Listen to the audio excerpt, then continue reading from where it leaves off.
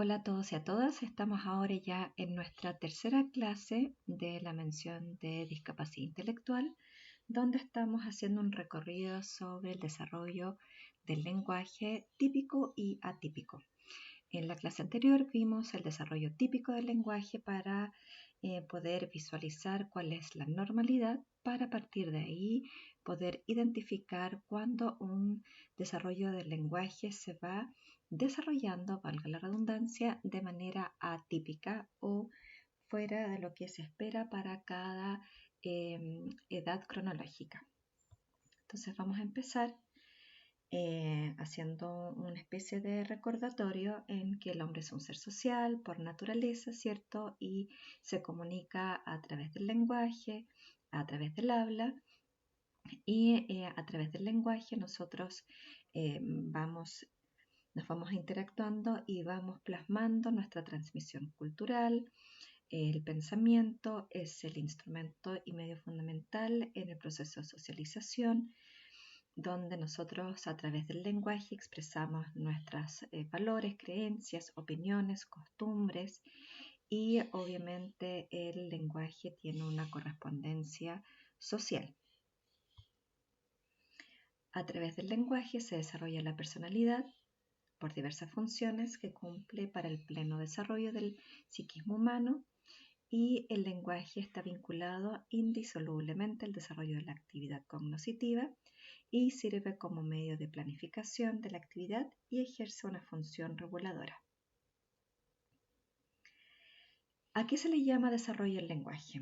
Al proceso cognitivo que va desarrollando el ser humano y que va adquiriendo la capacidad para poder comunicarse, ya sea oralmente como también más adelante, cuando ya es mayor, a través de la escritura.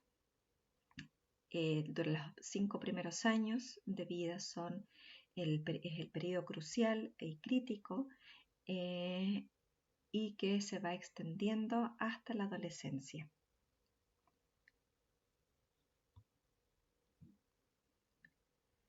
Los primeros años se adquieren los elementos básicos relacionados con las dimensiones del lenguaje, es decir, la forma, el contenido, el uso. Haciendo un recordatorio, el contenido se relaciona a lo semántico, léxico-semántico, la forma se relaciona con la fonología y la morfosintaxis, y el uso se relaciona con la pragmática.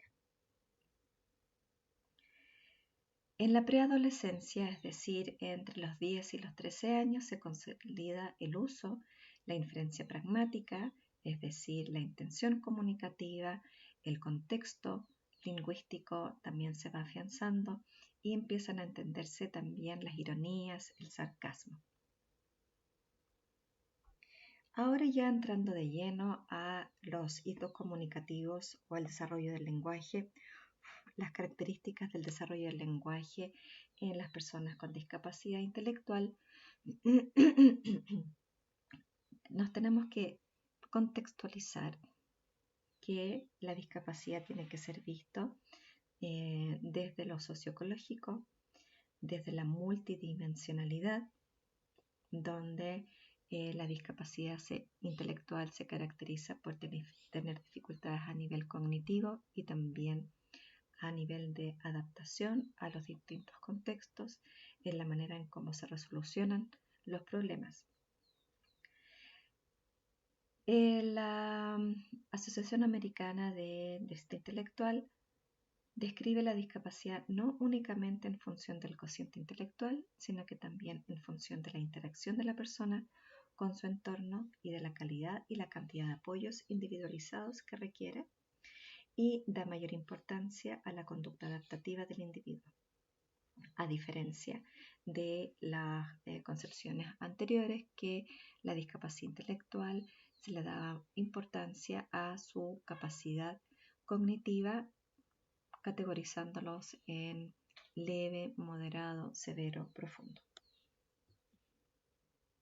Para caracterizar el lenguaje de las personas en situación de discapacidad intelectual, es necesario considerar igual el grado de la discapacidad y la capacidad de adaptación que tiene, las características de la persona, cuáles son sus habilidades, sus capacidades, no solamente se puede hablar de unas características a nivel comunicativo y lingüística, en que todas las personas con discapacidad intelectual tienen las mismas características del lenguaje, sino que va dependiendo de las características individuales, ¿ya? Y el enfoque es colaborativo y contextualizado en el momento de desarrollar las características del lenguaje, es decir, tenemos que trabajar desde la interdisciplinariedad y la transdisciplinariedad, es decir, todos los profesionales que trabajan en relación a las personas en situación de discapacidad intelectual trabajan de manera interdisciplinaria, es decir, de manera interactiva y a la vez transdisciplinaria, en el cual no solamente interactuamos, sino que también vamos traspasando y vamos tomando decisiones a través de esta interacción.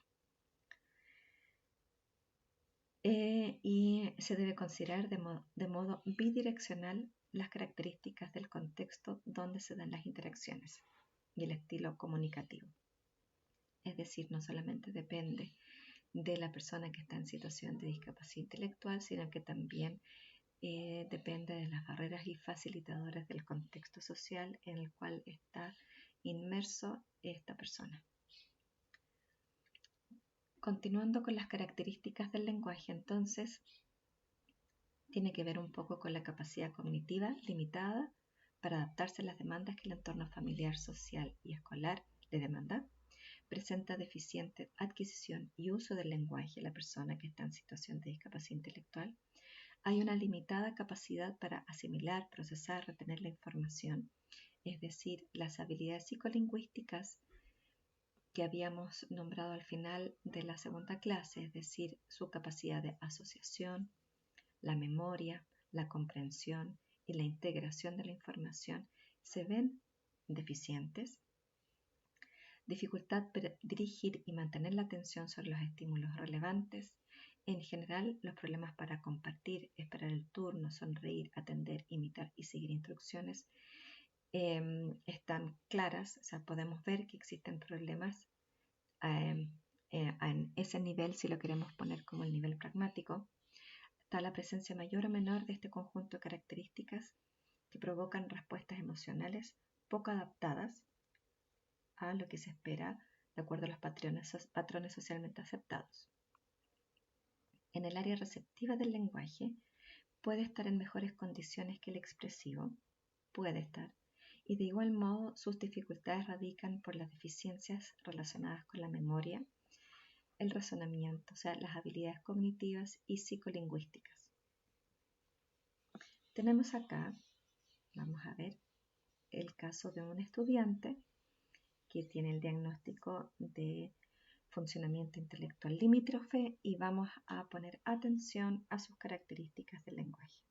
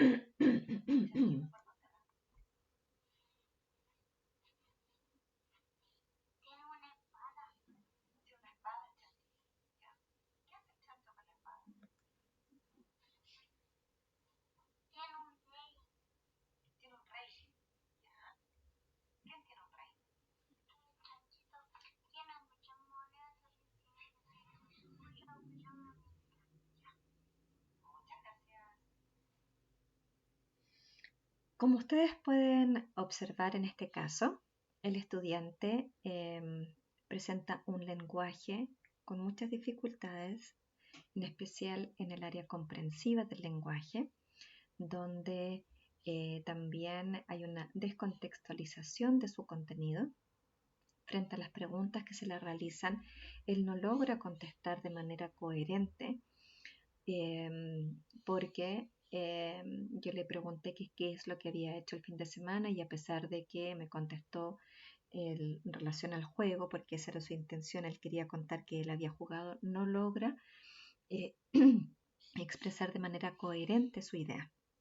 Hay una escasez de vocabulario, hay dificultades en su estructura morfosintáctica y bueno, también se observan dificultades a nivel fonético-fonológico y su pragmática tampoco está 100% acorde a lo que se espera, ya que sus respuestas no necesariamente coinciden con las preguntas que se le hacen.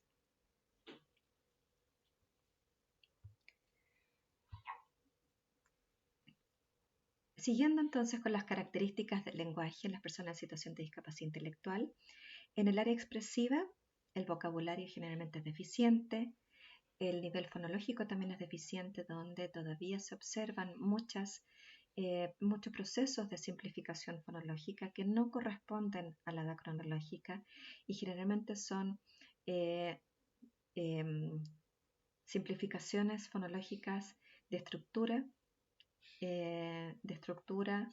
de silábicas también y también a nivel de fonemas trabantes. Y las estructuras morfosintácticas están carentes de elementos y muchas veces también no hay coordinación entre los mismos elementos en una misma estructura.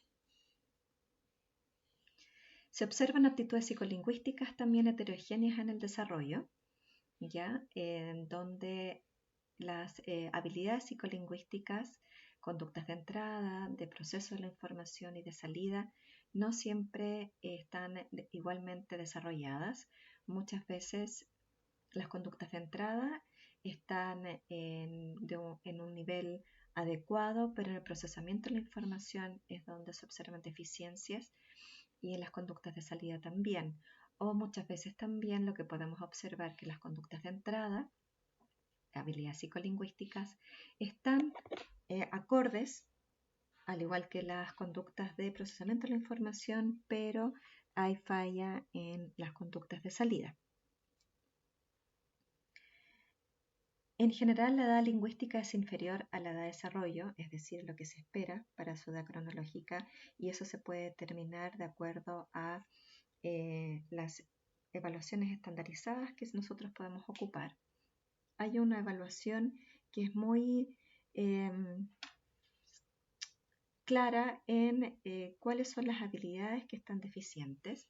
Esta evaluación tiene el nombre ITPA, que se llama prueba de Illinois, que la pueden buscar y ahí explica claramente cuáles son las conductas de entrada, cuáles son las conductas de procesamiento de la información y cuáles son las conductas de salida en relación con las habilidades psicolingüísticas. Son 10 habilidades que se evalúan y ahí claramente después sacando el puntaje te da el perfil de cuáles son las características lingüísticas que tiene el estudiante, dónde está deficiente y cuál es la edad lingüística que corresponde. Generalmente la adquisición de las habilidades lingüísticas sigue el patrón pero de la población en general, pero de manera más lenta. Es decir, por ejemplo, un estudiante que está en una situación de discapacidad intelectual y que tiene una edad cronológica de 10 años, pero tiene una edad lingüística de 4 años. Es decir, hay un desarrollo, porque hay un desarrollo, llegó a los 4 años, pero obviamente de manera mucho más lenta. La dificultad en el desarrollo del lenguaje limita la relación de las personas con discapacidad intelectual con el medio que les rodea y obviamente eso le repercute negativamente en el desarrollo de todas las otras áreas de su desarrollo en cuanto a su motivación, en cuanto a sus intereses, en cuanto a sus interacciones. Y se ve más tangible y más claro en personas que tienen mayor deficiencia a nivel intelectual. Sus habilidades lingüísticas pueden variar desde la ausencia total del habla o del lenguaje a nivel expresivo, el uso de palabras aisladas, empleo de frases cortas sin una coordinación adecuada entre los elementos de la misma oración, emisión de frases y oraciones simples con un pobre vocabulario, hasta tener observar personas que logran estructurar oraciones, pero siempre observando dificultades en los distintos niveles del lenguaje. Y obviamente acá, si lo vemos desde el sistema ecológico, la persona que está en una situación de discapacidad intelectual va a desarrollar su lenguaje de manera más desarrollada o no, dependiendo de la estimulación que reciba del contexto. Las personas en situación de discapacidad intelectual entonces se puede caracterizar en que hay una aparición tardía de todas sus formas, insuficiencia al nivel semántico del lenguaje, desarrollo insuficiente al nivel fonético-fonológico, limitaciones en la comprensión del lenguaje, nivel morfosintáctico deficiente, con limitadas iniciativas verbales espontáneas por el poco interés por los objetos y fenómenos que los rodean. Eso va a depender obviamente de las características, del contexto y de la estimulación que haya recibido. De manera más específica, a nivel fonético-fonológico hay una alteración generalmente permanente en la articulación, sobre todo en las personas que además tienen dificultades a nivel de los órganos fonoarticulatorios. Hay todavía presencia de simplificaciones fonológicas debido a estas dificultades en la habilidad del procesamiento auditivo, es decir, la discriminación auditiva, la memoria auditiva, la atención auditiva, la integración auditiva. En ocasiones no logran coordinar adecuadamente los movimientos de los órganos fonoarticulatorios, lo que conlleva a tener dificultades en la articulación, que es lo que se habló en el primer punto. Obviamente son capaces de aprender los puntos articulatorios de los fonemas, pero con mayor dificultad y con mayor lentitud. Y muchas veces no llegan a lograr articular los fonemas de manera completa, es decir, a superar sus dislalias. Hay un elevado porcentaje de las alteraciones de la pronunciación y muchas veces se deben a malformaciones o también a problemas auditivos. Por ejemplo, las personas que presentan síndrome de Down claramente tienen también muchas dificultades en su articulación de los fonemas debido a tener alteraciones en sus órganos fonoarticulatorios. A nivel semántico, dificultad en la comprensión y del uso del léxico, del vocabulario, hay una marcada diferencia entre el vocabulario pasivo y el activo, es decir, en lo que es capaz de comprender y en lo que es capaz de expresar. Las generalizaciones son muy amplias, utilizan una misma palabra para designar objetos similares y tienen un vocabulario reducido, concreto y muy ligado al contexto en el que se encuentra. A nivel morfosintáctico, hay poca extensión de las oraciones, son más acotadas, son más simples, hay mucha dificultad en realizar oraciones ya más complejas con estructuras subordinadas o coordinadas, hay menor conjugación de los verbos, el uso pasivo es más reducido, el paso a oraciones compuestas por varias palabras se realiza en forma muy lenta y se aprecian marcados errores en el uso de elementos gramaticales. Y presenta un desfase general con respecto a su grupo de referencia. Las personas con discapacidad intelectual emiten enunciados incompletos, utilizan oraciones simples y normalmente con un valor demostrativo. Esto es obviamente dependiendo de las características de cada persona. Y a nivel pragmático se pueden presentar poca intención comunicativa y depende en gran medida de la iniciativa, las demandas de los adultos, el contexto y la estimulación que haya recibido. Vamos a ver aquí ahora, vamos a observar el caso de un estudiante que presenta síndrome de Down.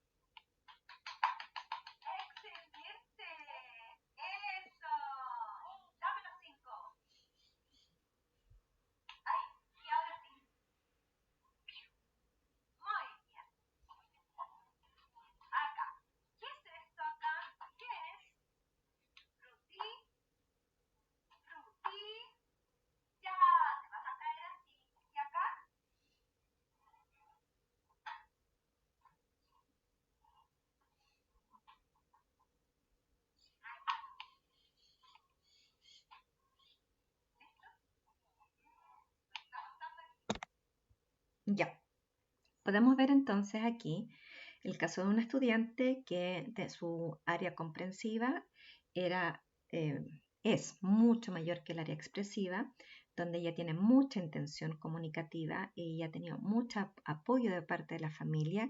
Desde que ella nació ha recibido estimulación en distintos lugares que la mamá ha buscado, y el apoyo de la familia acá ha sido fundamental. Priscila se nota que tiene un nivel de vocabulario mucho mayor del que ella logra expresar.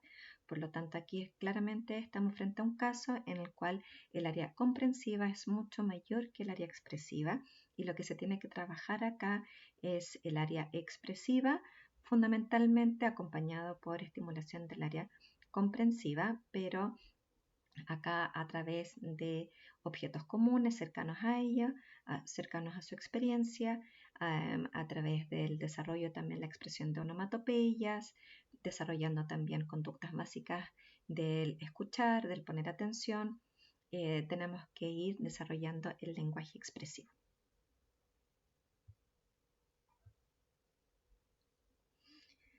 Bueno, muchas gracias.